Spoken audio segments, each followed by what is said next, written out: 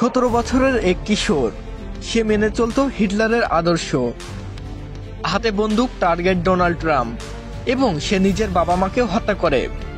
কিন্তু কি এমন বিশ্বাস তাকে এই ভয়ঙ্কর পথে চালিত করেছিল, এবং শেষমেশ সে ধরা পড়ল কিভাবে?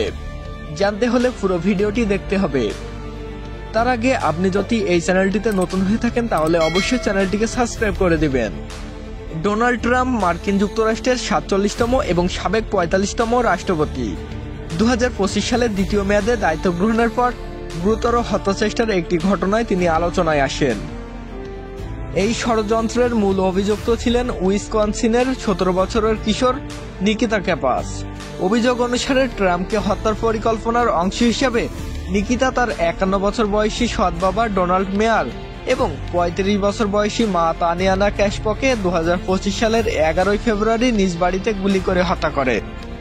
FBI এর তদন্তে জানা যায়, হত্যাকাণ্ডের পর নিকিতা নগদ $14,000 পাসপোর্ট এবং তাদের পোষা কুকুর নিয়ে পালিয়ে যান। এই অর্থ তিনি ড্রোন এবং বিস্ফোরক কেনার জন্য ব্যবহার করতে চেয়েছিলেন, যার মাধ্যমে ট্রাম্পের বিরুদ্ধে হামলা চালানোর পরিকল্পনা ছিল। নিকিতা ক্যাপাসের পরিচয় সম্পর্কে বিস্তারিত তথ্য সীমিত থাকলেও তদন্তকারীরা জানান যে তিনি আন্ডার অফ লাইন অ্যাঙ্গেলস নামে একটি উগ্র চরমপন্থী গোষ্ঠীর সঙ্গে যুক্ত ছিলেন। এই গোষ্ঠী মার্কিনীদের আধিপত্যবাদ এবং চরম ইহুদি বিরোধী মতাদর্শের জন্য বিখ্যাত। নিকিতা এই গোষ্ঠীকে আর্থিক সহায়তা প্রদানের লক্ষ্যে তার বাবা মাকে হত্যা করেন। তদন্তে আরও জানা যায়, নিকিতা একটি 3 পৃষ্ঠার ইস্তেহার রচনা করেছিলেন, যেখানে তিনি অ্যাডলফ হিটলারের প্রশংসা করেন এবং চরমপন্থী মতাদর্শ প্রকাশ করেন। ইস্তেহারে heil Hitler, heil the white race এর মতো মন্তব্য ছিল। এসব তথ্য থেকে তার মানসিক অবস্থা এবং মতাদর্শের গভীরতা স্পষ্টভাবে বোঝা যায়। নিকিতা ক্যাপাস বাইরে থেকে একজন সাধারণ কিশোর হিসেবে পরিচিত ছিল, কিন্তু হত্যাকাণ্ডের কয়েক সপ্তাহ পরে ক্যানসাসে তার বাড়ি থেকে পচা গন্ধ বের হলে প্রতিবেশীরা পুলিশে খবর দেন। পুলিশ এসে ডোনাল্ড মেয়ার এবং তানিয়ানা ক্যাশপকের মরদেহ উদ্ধার করেন এবং তদন্তের মাধ্যমে নিকিতার ট্রাম্প হত্যা চেষ্টার ষড়যন্ত্রের যোগসূত্র আবিষ্কার করেন। 2025 সালের মার্চ মাসে নিকিতাকে গ্রেপ্তার করা হয়।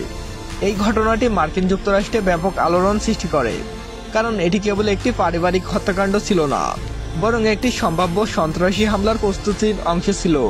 নিকিতা ক্যাপাসের ধর্মীয় পরিচয় নিয়ে কোনো সুস্পষ্ট তথ্য নেই। প্রাপ্ত নথি ও সংবাদ প্রতিবেদন অনুযায়ী তিনি চরম ডানপন্থী নব্যনাসী মতাদর্শ দ্বারা প্রভাবিত ছিলেন। তিনি আন্ডার অফ লাইন অ্যাঙ্গেলস সন্ত্রাসী গোষ্ঠীর সঙ্গে যুক্ত ছিলেন। এই গোষ্ঠী সাদা আধিপত্য এবং ইহুদি বিরোধী আদর্শ প্রচার করে। নিকিতার ফোন থেকে প্রাপ্ত উপকরণ এবং তার ইস্তেহারে অ্যাডলফ হিটলারের প্রশংসা এবং ইহুদি বিদ্বেষী মন্তব্যের উপস্থিতি তার উগ্র সাদা জাতীয়বাদী মনোভাবের সুস্পষ্ট প্রমাণ দেয়। নিকিতা ক্যাসাপের ইস্তেহারে তিনি উল্লেখ করেছেন, ট্রাম্পকে হত্যা করলে মার্কিন যুক্তরাষ্ট্রের রাজনৈতিক বিপ্লব ঘটবে এবং মার্কিন জাতিকে ইহুদি নিয়ন্ত্রিত রাজনীতিবিদদের হাত থেকে রক্ষা করা যাবে। তিনি আরও লিখেছিলেন, কেন ট্রাম্পকে সরাতে হবে।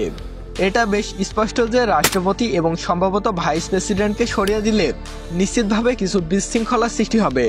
এটি ইঙ্গিত করে যে তার আসল উদ্দেশ্য ছিল রাজনৈতিক অস্থিতিশীলতা সৃষ্টি করা। এছাড়া ইসরায়েলকে মার্কিন সহায়তা প্রদানের বিরুদ্ধে তার ক্ষোভ তদন্তে উঠে এসেছে, যদিও এটি তার মূল উদ্দেশ্য ছিল কিনা তা নিশ্চিত নয়।